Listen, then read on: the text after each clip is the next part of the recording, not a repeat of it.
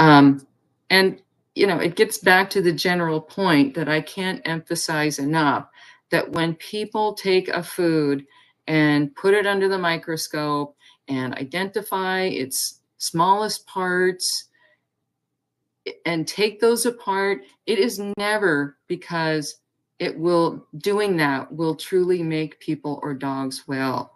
The reason this is done is so that these parts can be sold as a product. So at the end of the day, it's about profiteering. It's about making money. It's not about being healthy. All we have to do is employ some general principles for that.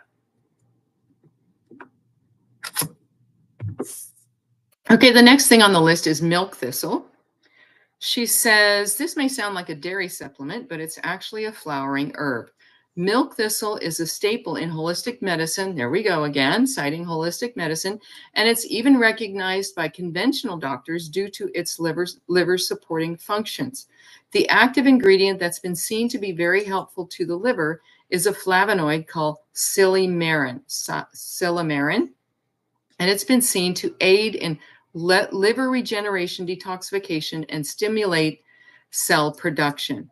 None of my pets have any problems with their liver, so I don't add milk thistle to their diets on a daily basis.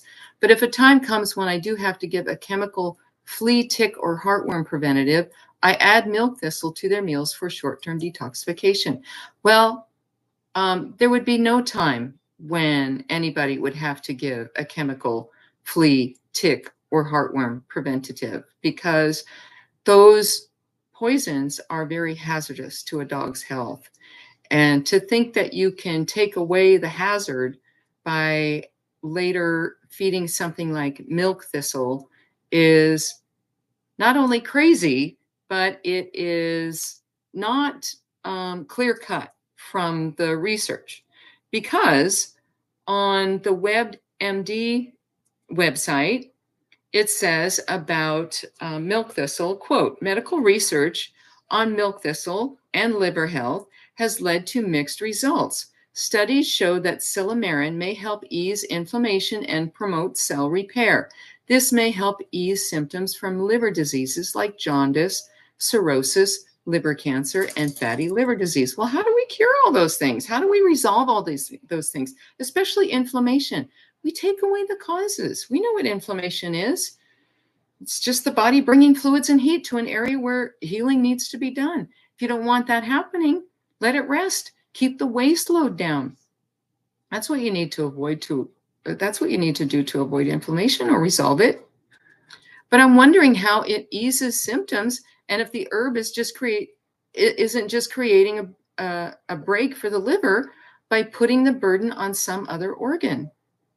And we don't know if these studies, and these are the favorable studies, we don't know if they're even valid or large enough to outweigh the evidence. And that evidence is mentioned in the next paragraph on the same website, WebMD. Quote, other studies don't show any effect against another liver disease, hepatitis C, which is a viral infection, A major study found that people with hep C didn't benefit even from higher than normal doses of silymarin. Researchers found no changes in virus level or quality of life in people who took milk thistle compared with those who took placebo. Well, what's the difference between hep C and those other problems of the liver? Yeah, the test, the bogus test. That's the only difference between these various diseases. So how do you make hep C better? You do the same things that you do for jaundice or cirrhosis or liver cancer or inflammation. You take away the causes and you let the liver regenerate. The liver is a very regeneratable organ, if there is such a word. So in other words, after that paragraph, there was no difference in any of the people who took the herb over those who didn't. And these people who are writing this are separating a viral disease from a chronic disease, but we know there is no difference.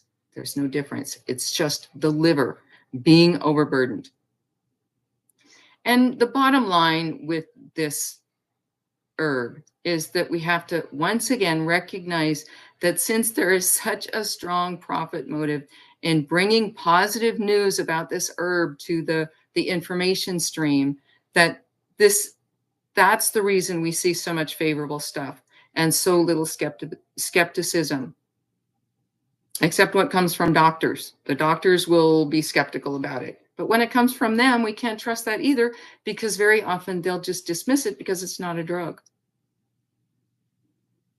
So,